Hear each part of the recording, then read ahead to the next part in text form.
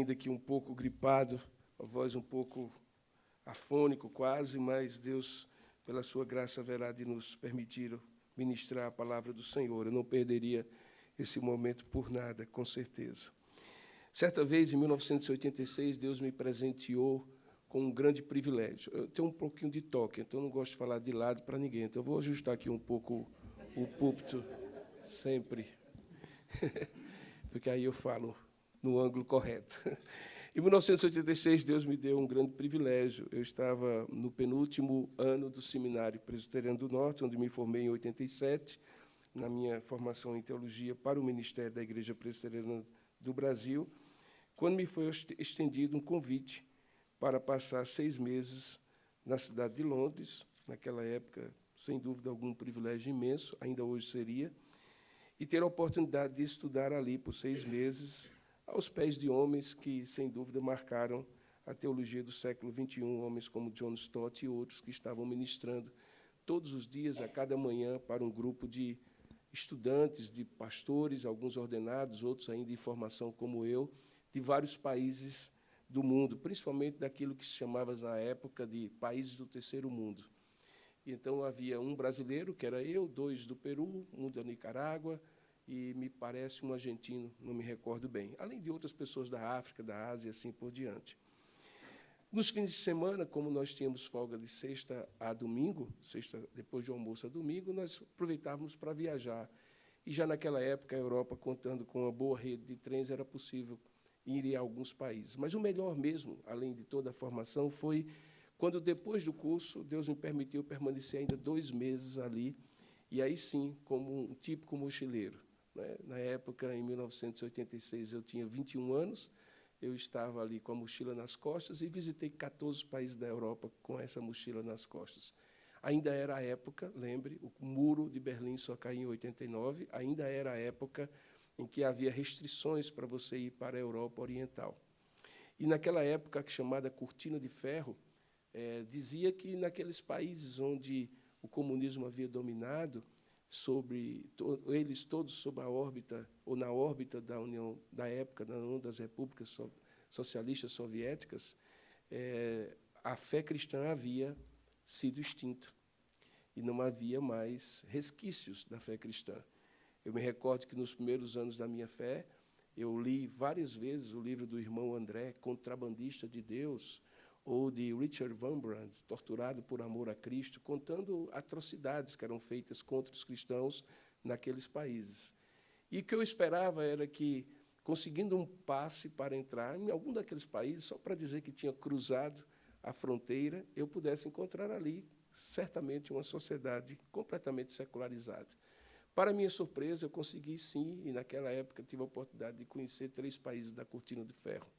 E num deles me surpreendi, porque, tendo descido da estação de trem, com a minha mochila nas costas, e eu fui para um lugar mais alto da cidade, que era uma torre de telecomunicações, e que permitia ver a cidade por um alto, e ver a maior parte dos edifícios daquela cidade. Não era, na época, uma cidade que tinha arranha-céus, então a maior parte dos edifícios eram relativamente baixos. E, para minha surpresa, entre os edifícios, em vários lugares, era possível ver torres de igrejas e as suas famosas cruzes, que caracterizam as torres. E eu fiquei pensando assim, será que sobrou só a arquitetura religiosa nesses países? Dentro dessas igrejas, será que há fé, há cultos, o nome de Deus é proclamado? E aí, com aquela curiosidade juvenil, que naquela época ainda me caracterizava, eu entrei numa daquelas igrejas. E, quando cheguei lá, para minha surpresa, estava havendo um culto. Eu não sei se você já teve a oportunidade, provavelmente muitos aqui, ou alguns já tiveram a oportunidade, de cultuar a Deus num lugar que não é o seu, numa língua que não é a sua, numa cultura que não é a sua. E, pelo menos, aqueles que assim relatam, e é também o meu relato, 2 experiências acontecem. A primeira, o estranhar natural da língua diferente, às vezes de aspectos da liturgia diferentes. Eu me lembro que naquela igreja havia uma liturgia bastante formal, então as pessoas que participavam da liturgia entravam num séquito no início do culto, carregando uma cruz bem alta acima deles, e os que vinham com as vestes talares, litúrgicas, com as togas e assim por diante, os acompanhando. E aquilo era particularmente estranho para mim, haja vista que, especialmente no Nordeste, nós não somos tão formais assim na liturgia. Mas a segunda experiência que eu passei ali, que eu sei que outros passaram quando tiveram experiências semelhantes, é aquilo que nos unia. Um ou dois hinos parecidos, ainda que na língua diferente, me fizeram lembrar os hinos que eu cantava na minha igreja presbiteriana de Campina Grande, no interior da Paraíba.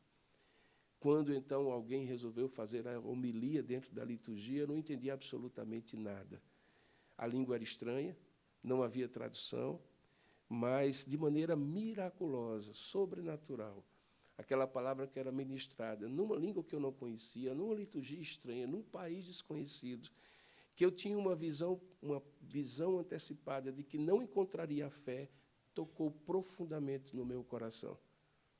E não me perguntem como, porque, obviamente, que é preciso que, quando a gente seja tocado por Deus, seja de tal maneira que a nossa mente também seja edificada. O nosso culto não é um culto místico em que nós perdemos o sentido e a consciência das coisas, é sempre algo muito racional, nós compreendemos a palavra, a fé vem pelo ouvir a palavra de Deus, e a partir dessa compreensão é que somos edificados. Não me perguntem, portanto, como é que numa língua estranha, numa liturgia estranha, num país estranho, Deus tocou no meu coração. Mas uma coisa eu me recordo, e me recordei recentemente com muita alegria, era o texto que tinha sido usado pelo pregador na época para pregar. E é exatamente o mesmo texto que eu escolhi nessa noite, ou melhor, nessa tarde, para pregar a vocês. Eu gostaria de convidá-los, aqueles que estiverem com a Bíblia em mãos, a abrir a palavra do Senhor, da primeira carta que Paulo prega aos Coríntios, que Paulo escreve aos Coríntios, ainda no capítulo 1, e que tem talvez o centro, o coração da mensagem cristã, quando Paulo se depara diante daquela igreja na região da Acaia, hoje na Grécia, que se tornou uma igreja tão importante para Paulo, que ele ministrou lá e também enviou 3 cartas para lá, 2 das quais foram preservadas e nós temos no cânon da Escritura Sagrada. Na primeira carta de Paulo aos Coríntios, no capítulo 1, a partir do verso 18, que tem na minha Bíblia, provavelmente na sua, o subtítulo de A Mensagem da Cruz, Paulo assim diz aquilo que ele considerava o centro da mensagem da cruz. Ele diz assim: certamente, a palavra da cruz é loucura para os que se perdem, mas para nós que somos salvos é poder de Deus. Pois está escrito: destruirei a sabedoria dos sábios e aniquilarei a inteligência dos instruídos. Onde está o sábio? Onde está o escriba? Onde está o inquiridor deste século? Porventura não tornou Deus louca a sabedoria do homem, do mundo? Visto como na sabedoria de Deus o mundo não o conheceu, por sua própria sabedoria, aprove a Deus salvar àqueles que creem pela loucura da pregação. Porque tanto os judeus pedem sinais, como os gregos buscam sabedoria. Mas nós pregamos a Cristo crucificado, escândalo para os judeus, loucura para os gentios. Mas para os que foram chamados, tanto judeus como gregos, pregamos a Cristo, poder de Deus e sabedoria de Deus, porque a loucura de Deus é mais sábia que os homens, e a fraqueza de Deus é mais forte do que os homens. Que Deus abençoe a sua palavra lida. Amém. Curva a sua cabeça por um instante. Peça a Deus que ilumine a sua mente, assim como eu peço que ilumine a minha também, para que naquilo que Deus ministrar ao meu coração eu possa transmitir com fidelidade ao seu coração. Vamos ter alguns momentos de oração silenciosa.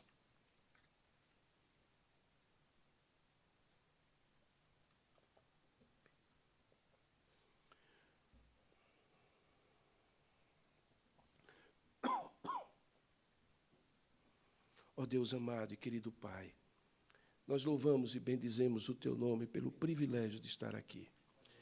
E particularmente pelo privilégio de lembrar daquela experiência de tantos anos atrás, nesses dias que antecederam este culto agora. Porque o Senhor renovou no meu coração o desejo de falar aquilo que provavelmente aquele pregador pregou e que de maneira absolutamente misteriosa o Senhor falou ao meu coração. Que também nesta ocasião, Pai, o Senhor fale conosco. Ilumina nossa mente e abre o nosso coração para que possamos ouvir a Tua voz. Para que não seja a voz de um homem falando a homens sobre a Tua palavra, mas seja a Tua própria palavra, falando através e apesar do homem que fala e dos homens e mulheres que ouvem. Fala conosco, Senhor, e nós te daremos toda a honra, toda a glória e todo o louvor, em nome e para a glória de Jesus. Amém. Corinto era um grande desafio para Paulo. Corinto tinha tudo o que você poderia esperar de melhor numa igreja e tudo que você poderia esperar de pior numa igreja. Era uma contradição a céu aberto. Talvez como reflexo da própria cidade de Corinto, naquele estreito que separa dois mares internos, o comércio havia se desenvolvido, havia uma troca de ideias, de produtos, de serviços, uma das cidades mais cosmopolitas da época antiga. Assim era Corinto, na região de Acaia, na atual Grécia. Talvez como reflexo disso, a igreja tinha as contradições próprias da sua cultura. Nós podemos impermeabilizar essa igreja, essa capela, nós podemos fazer um tratamento sonoro, de modo que nada do barulho que está lá fora entre aqui. Nós podemos fazer isso com instituições, podemos fazer isso com templos, com denominações, mas isso não impedirá que a igreja, de uma forma ou de outra, positiva ou negativamente, seja influenciada pela sua cultura. Porque a cultura não está dentro desse espaço físico, em suas três dimensões, profundidade, largura, altura. Ela está dentro do nosso coração. Nós somos seres culturais, marcados pelas nossas histórias, pela nossa língua, pela nossa maneira de ver o mundo, que é influenciada por tudo aquilo que vivemos quando saímos daqui e quando de fora estávamos, antes de entrar aqui. Corinto não era diferente. Era uma cidade do seu tempo, da sua época, da sua cultura. E grande parte desta cultura era uma cultura que tinha contradições muito claras. A primeira delas é que era uma cultura que era misturada. Você vê aqui algumas expressões como judeus, gentios, gregos. O Império Romano subsistiu pela força e pela engenhosidade de deixar que as culturas dos povos que eles foram dominando permanecessem, de tal maneira que aquilo que se chamou de Pax Romana era um acordo tácito de que eles não se rebelassem contra o Império e podiam preservar a sua cultura, sua religião, suas crenças e assim por diante. Daí que, em qualquer grande lugar como Corinto, você tinha praticamente um microcosmo de tudo que já havia no Império. Gregos, judeus, gentios, de várias etnias e assim por diante. Isso fazia com que houvesse várias crenças, várias maneiras de ver o mundo que acabaram influenciando Corinto. Uma dessas maneiras de influenciar o mundo que influenciaram Corinto era a ideia de que salvação poderia ser obtida de uma forma meritória. Na verdade, se nós formos dividir toda a humanidade em qualquer época, em qualquer tempo, em qualquer lugar, nós dividiríamos, do ponto de vista da salvação, do ponto de vista soteriológico, como a gente chama na teologia, somente em dois grupos. Aqueles que pensam que podem se salvar e aqueles que têm consciência que só podem ser salvos por alguém. Os que pensam que podem se salvar criam todo um sistema de ritos, de sacrifícios, de aspectos religiosos, para que eles possam obter mérito diante da divindade. E você pode encontrar isso, inclusive, no meio do cristianismo atual. Naquela época não era diferente. Havia muitos ali que imaginavam que obteriam a sua salvação, por exemplo, pela sabedoria. A famosa Sofia helênica, a sabedoria dos gregos, que era uma espécie de gnosticismo que depois se expressou de maneira clara, mas que baseava-se no fato de que quanto mais você conhecesse, o conhecimento lhe libertaria de todo tipo de presa, inclusive da prisão do pecado. porque, segundo eles, a sabedoria faria com que alguém superasse com as suas próprias forças as contradições da ignorância, porque eles imaginavam que pecado é sinônimo de ignorância. Uma vez você sabendo o caminho da salvação, você saberia como trilhá-lo e salvaria a si mesmo.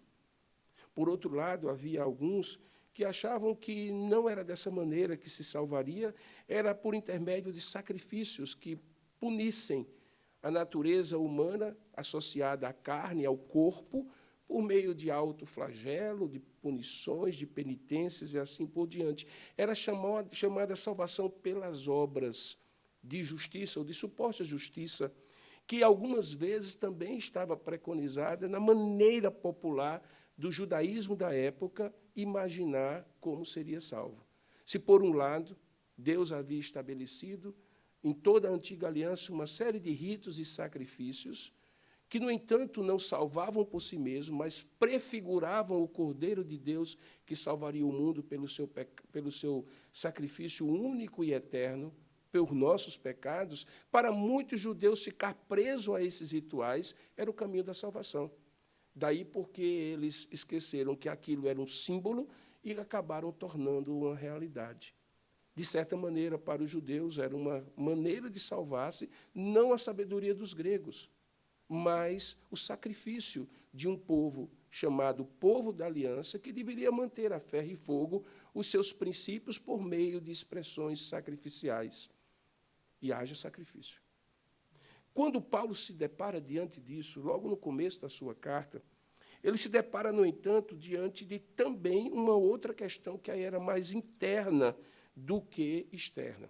E, como eu disse para você, Corinto, a igreja de Corinto, tinha tudo do melhor e do pior que a sociedade ao redor dela tinha, mas também tinha coisas próprias que tinham contradições entre elas. Uma delas era a falta de unidade que essa igreja tinha.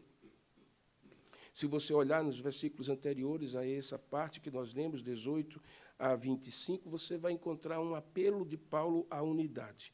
Havia um problema sério, Corinto estava sob a influência de várias pessoas que, em alguns momentos da sua história, foram bênçãos, foram instrumentos de Deus para abençoar aquela igreja. Gente como Paulo, gente como Apolo, outros homens e outras mulheres que foram servos de Deus usados para abençoar aquela igreja. E como todo princípio de empatia, simpatia, havia pessoas que gostavam mais de um estilo ou de uma pessoa dentre eles, mais de Paulo, por exemplo, ou mais de Apolo, do que os dos demais. E, enquanto ficasse no campo da simpatia pessoal, estava relativamente compreensível. Mas, quando isso começou a se tornar em divisões, é a palavra que Paulo usa no versículo 10 do capítulo anterior, quando eles deveriam ser inteiramente unidos, e aí, nessa hora, contendas surgiam, contendas essas que chegaram ao conhecimento de Paulo por intermédio de uma irmã chamada Chloe, que é o que motiva Paulo a escrever, então, essa primeira carta. Paulo, então, pergunta, acaso Cristo está dividido? Foi Paulo, eu, crucificado em favor de vós? Foi em meu nome que vocês foram batizados? Quando Paulo usa essas perguntas retóricas, elas têm resposta em si mesmo. Claro que não foi Paulo que foi crucificado em favor dos coríntios, nem de ninguém. Claro que não foi Paulo que foi batizado em nome, ou eles foram batizados em nome de Paulo. O que Paulo queria mesmo era mostrar o absurdo de que, uma vez que todos eles se chamavam e se vinculavam a Cristo, se dividissem entre si, com partidos políticos que houvesse entre eles. Diante disso, então, Paulo propõe uma mensagem, um tema unificador, que, ao mesmo tempo, jogasse por terra toda a pretensão grega de se salvar pela sabedoria, toda a pretensão judaica de se salvar pelo sacrifício próprio, e ainda servisse como fator unificador para a igreja. Pensa um negócio difícil para encontrar.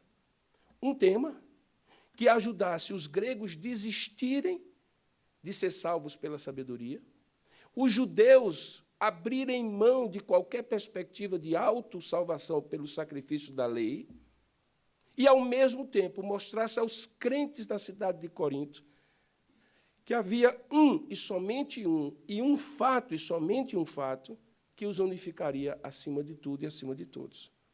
Qual é a escolha que Paulo faz? a mensagem da cruz.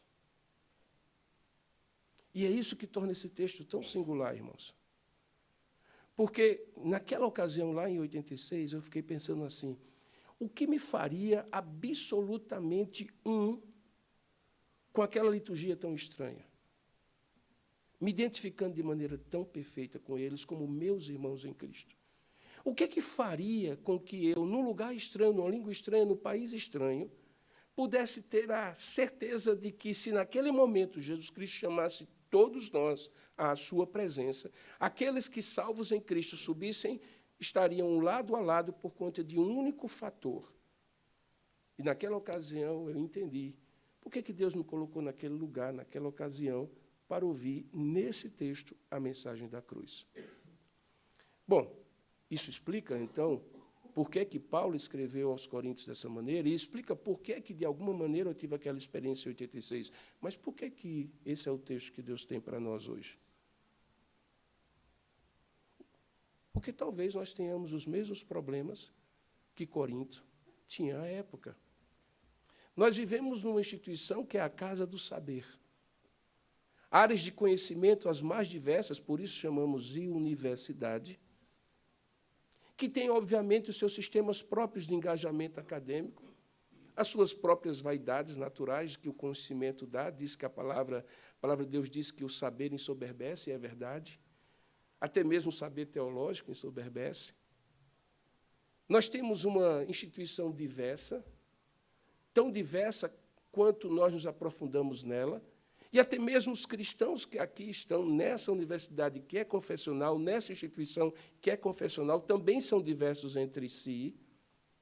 Eles divergem, por exemplo, em alguns momentos, o quanto essa instituição confessional deveria intencionalmente tornar-se cada vez mais confessional. A gente que diz a tolice quando quer segurar um pouco as iniciativas, por exemplo, da chancelaria e da capelania para manifestar a sua fé, quando dizem assim, mas isso aqui não é igreja.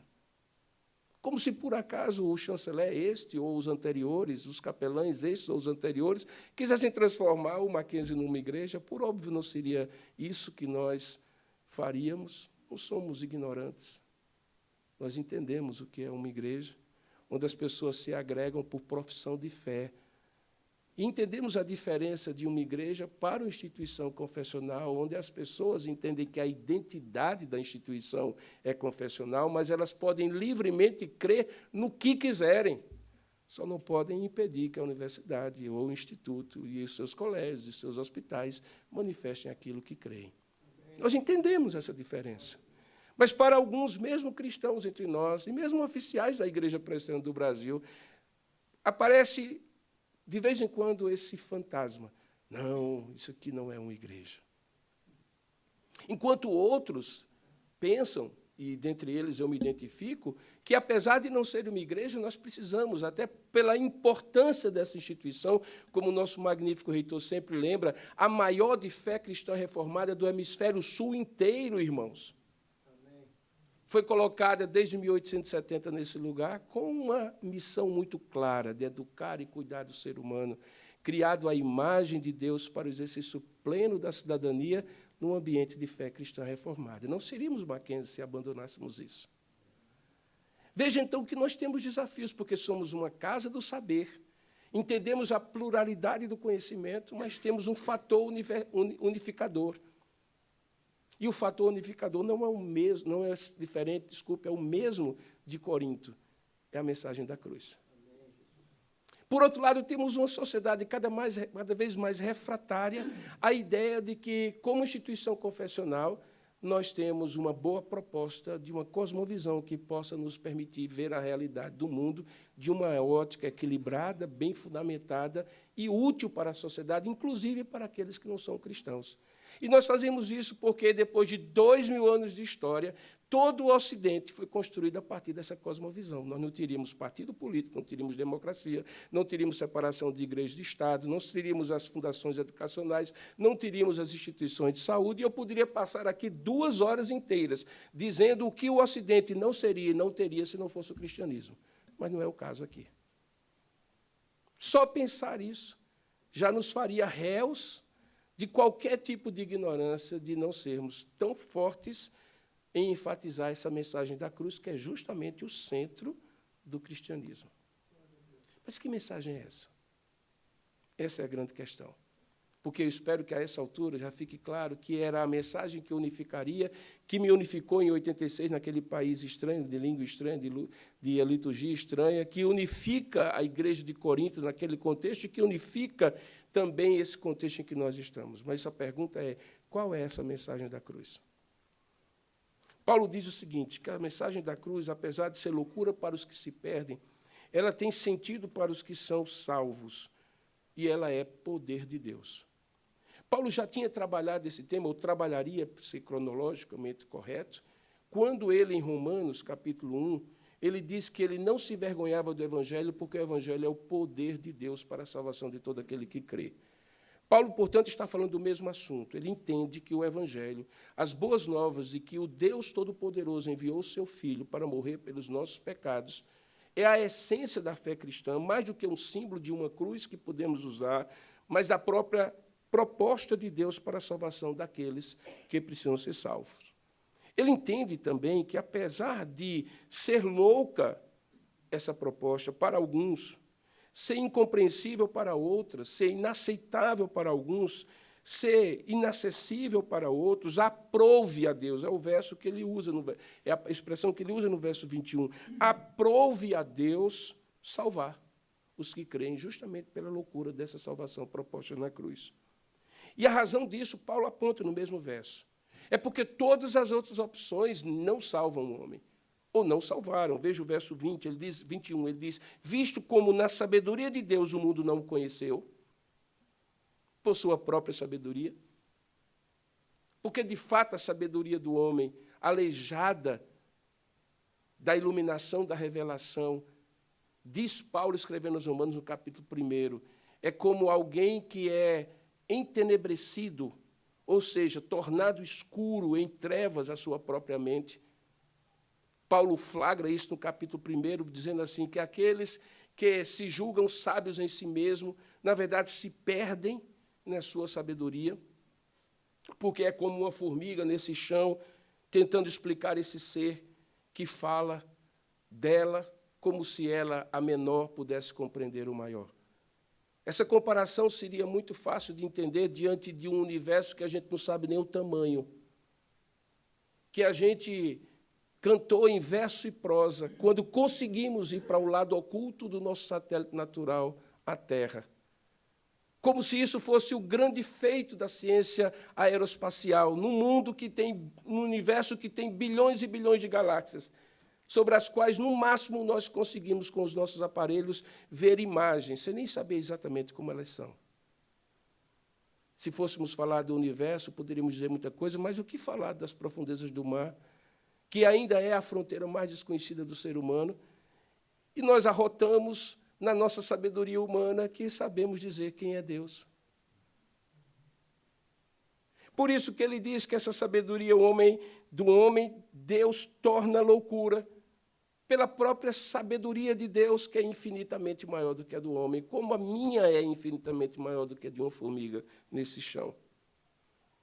Então, diante do fato de que não há sabedoria que salva, Paulo propõe que a salvação, então, não é pela sabedoria, porque se fosse, já teria salvado. Diante da inaceitabilidade do judeu, de achar que essa coisa de Deus enviar seu filho, primeiro porque Deus não tem filho para os judeus, para morrer pelos nossos pecados, é de uma loucura completa e absoluta, e de fato é. Porque Paulo mesmo argumenta, quem de nós, por mais amoroso que fosse, daria o seu filho por quem presta, quanto mais por quem não presta. É loucura mesmo, mas é loucura da perspectiva humana, que pensa em termos de mérito. Deus não pensa em termos de mérito. O amor de Deus é tão absolutamente incondicional, no sentido de que ele não exige de nós nada previamente, que ele nos ama, mesmo sabendo que, após aceitar o seu amor, como acontece comigo e acontece com você, eu ainda transgrido a sua lei, e ele continua me amando.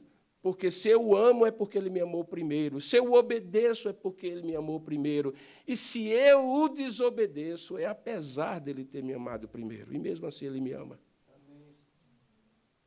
É algo incompreensível, porque eu não daria meu filho por nenhuma pessoa boa, inclusive por vocês que estão aqui, com todo respeito e carinho. Mas Deus dá o seu filho por gente que não presta, dentre os quais eu me incluo. E espero que você se inclua também. Que loucura, sem dúvida alguma. Para os judeus, inaceitável. Daí a razão porque não aceitam nem Jesus como Messias, nem tampouco a obra que ele se propôs a fazer. Porque, na perspectiva deles, o Messias seria um homem forte, corajoso e completamente sábio que levasse o povo da aliança a ter novamente a sua liberdade absoluta, política, econômica e social. Jesus, então, diz, eu vim, mas o meu reino não é deste mundo. E, então, quebra completamente a expectativa. Então, por que a sabedoria não salva? Porque o sistema de sacrifício que parece lógico para aqueles que assim o adotam, é completamente ao contrário do sacrifício que o anula completamente, que é o sacrifício único de Cristo. Paulo diz, então, diante disso, não faz sentido, é melhor propor alguma coisa para vocês. E a proposta que eu faço é que nós pregamos a Cristo crucificado, mesmo sabendo que é escândalo para os judeus e loucura para os gentios.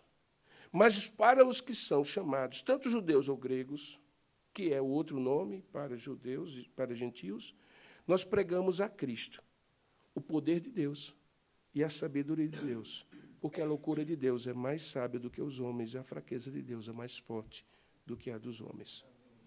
Qual é a consequência disso? São os versículos seguintes que eu não li e que eu deixo para o final, na hora em que eu concluo essa mensagem. Diante disso, então, Paulo diz, irmãos, no verso 26, diante disso, reparai.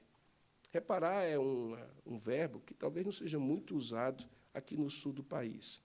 Mas lá no Nordeste, na minha terra, na terra de Marco Túlio, quando alguém fica muito indignado com a cegueira, com a ignorância de alguém, diz assim, homem, seu menino, repare nisso. Reparar é prestar atenção com o maior zelo e intensidade que for possível. Não é consertar, como alguns sulistas podem pensar. Repara essa telhado. Não, não é. É prestar atenção. Então, ele diz, irmãos, prestem atenção na vossa vocação, diante disso que eu falei, no chamado de vocês para serem de Deus, visto que vocês não foram chamados, nem foram chamados muitos sábios segundo a carne, nem muito poderosos, nem muitos de nobre nascimento. Pelo contrário, Deus escolheu as coisas loucas do mundo para envergonhar os sábios. Escolheu as coisas fracas do mundo para envergonhar as fortes. Escolheu as coisas humildes do mundo e as desprezadas, e aquelas que não são, para reduzir a nada as que são, a fim de que ninguém se vanglorie na presença de Deus. Vós sois dele, em Cristo Jesus, o qual se tornou da parte de Deus sabedoria e justiça, e santificação e redenção, para que, como está escrito, aquele que se glorie, glorie-se no Senhor.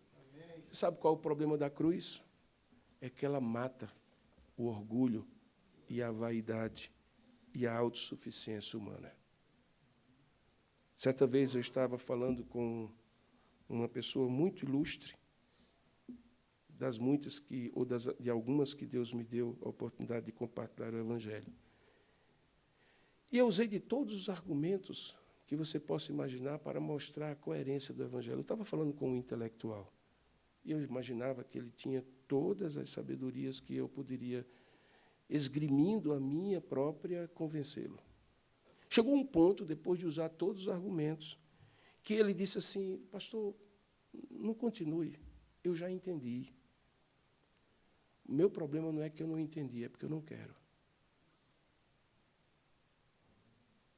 Talvez foi a expressão mais sincera e autêntica de alguém que uma vez ouviu o Evangelho pregado por mim. Pastor, não é que eu não entendi, é que eu não quero. E eu quero dizer para vocês, nessa tarde, que o grande desafio da mensagem da cruz não é porque ela não é gloriosamente atraente, porque alguém propôs a você que, se você confiar no sacrifício de alguém que lhe amou perfeitamente, que lhe abençoa e garante uma eternidade, sem que você precise fazer nada a não ser arrepender-se dos seus pecados e confiar nele, não pode haver algo mais atraente do que isso.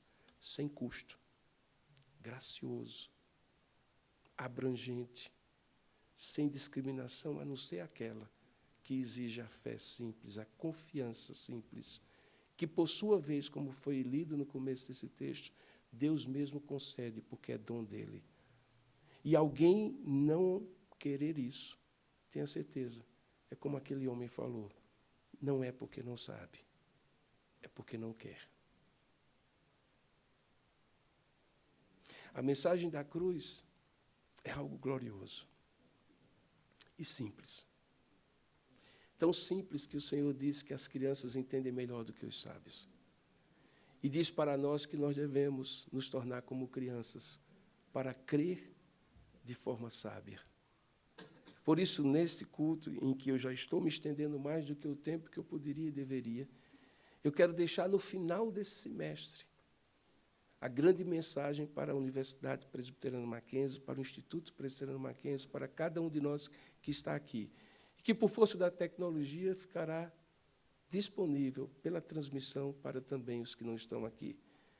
É que nesses tempos, que já chegam a quase 7 anos de chancelaria, com essa equipe de capelania, com este coro que nos ajuda, por meio da música, a pregar a mesma mensagem que nós pregamos por meio da palavra, é que a Universidade Presbiteriana Mackenzie, o Instituto Presbiteriano Mackenzie, cada pessoa, cada colaborador, cada professor, cada mackenzista que já passou nesses 156 anos de existência, ouviu essa mesma mensagem, a mensagem da cruz. Amém. A grande questão não é que não entendem, é se querem ou não querem. E isto é com cada um e Deus. Que Deus nos abençoe, para que queiramos e continuemos professando e cantando e pregando a mensagem da cruz. Que Deus nos abençoe. Amém. Continuemos a nossa